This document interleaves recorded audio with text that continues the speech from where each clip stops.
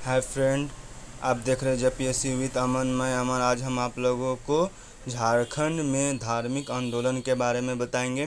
यह video part 1 है और इस वीडियो को देखने से उस स्टूडेंट के लिए हेल्पफुल है जो जेपीएससी और जेएसएससी का तैयारी कर रहे हैं।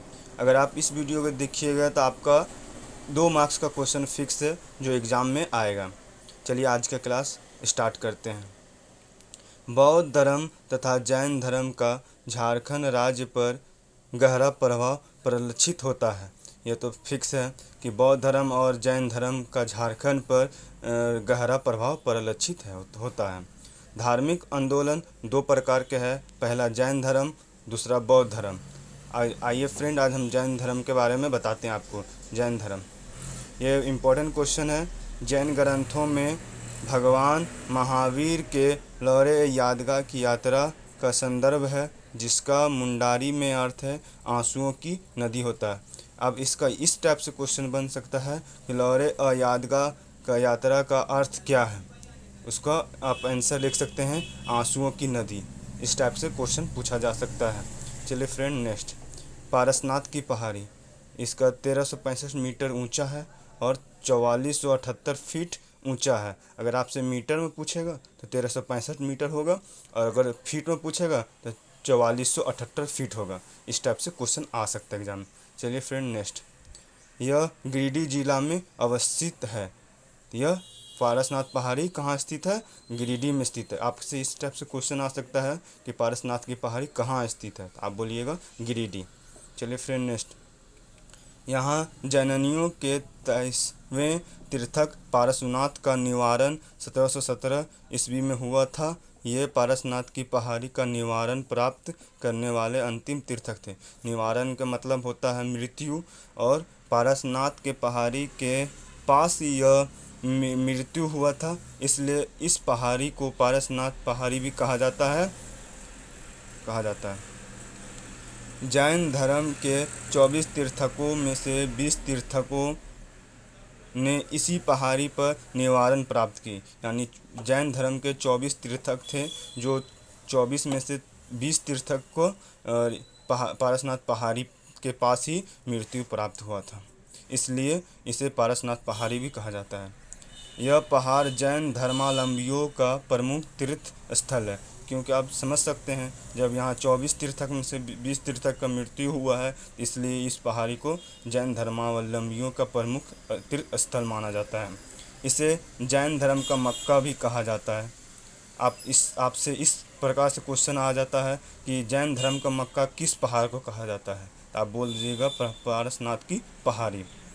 छोटा नागपुर का मानभूम वर्तमान में धनबाद है।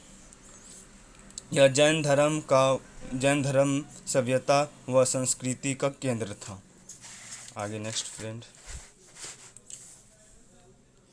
दामोदर व कसाई नदी। दामोदर व कसाई नदियों की घाटी से जैन धर्म संबंधी अवशेष प्राप्त हुए। हनुमान गांव पलामू में अवस्थित है। आपसे इस टाइप से क्वेश्चन आ सकता है कि हनुमान गांव कहाँ स्थित है, तो आप बोलिएगा पलामू में। यहाँ से जैनियों के कुछ पूजा स्थल प्राप्त है। तो आपसे ये भी क्वेश्चन पूछा जा सकता है कि हनुमान गांव किस धर्म के लिए है, तो आप बोल दीजिएगा जैनियों के लिए। सिंहभूम के बेनू सागर से 7वीं शताब्दी की जैन मूर्तियाँ प्राप्त हुई हैं। सिंहभूम के आरंभिक निवासी जैन धर्म को मानने वाले, जिन्हें सरक कहा जाता था, ये गृहस्थी जैन मतलम्बियों थे। सरक सिरवक का बिगड़ा हुआ रूप है और जनजातियों के लोगों ने इन्हें सिंहभूम से बाहर निकाल दिया। आपसे यह क्वेश्चन पूछा जा सकता है, सरक या श्रावक को किस जनजातियों ने सिंहभूम से बाहर निकाला था। आपसे आंसर होगा हो जनजाति। अगर फ्रेंड, नेक्स्ट कोल्हुआ पहाड़। यह चतरा जिले में अवस्थित है।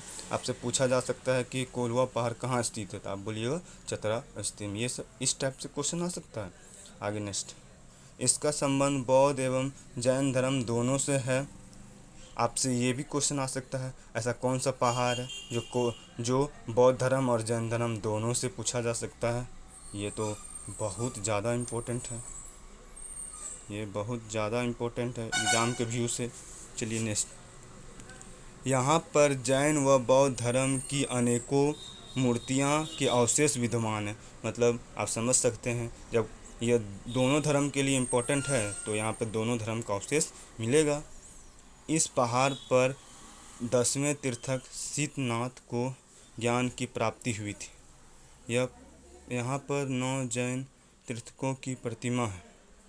इस पहाड़ के पत्थर पर एक पद चिन्ह है जिसे जैन धर्म के अनुयायियों पार्श्वनाथ का पद चिन्ह मिलते हैं। Thank you watch this video, please subscribe my channel.